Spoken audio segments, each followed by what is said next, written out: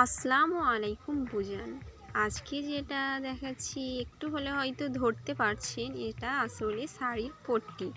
এটা শাড়ি কিংবা লেহেঙ্গার নিচের দিকে পাড়ের মতো বসানো হয়। তাহলে ডিজাইনটা দেখুন কেমন। এটা পুরোটাই জরির কাজ করা আছে। দেখুন ডিজাইনটা কেমন।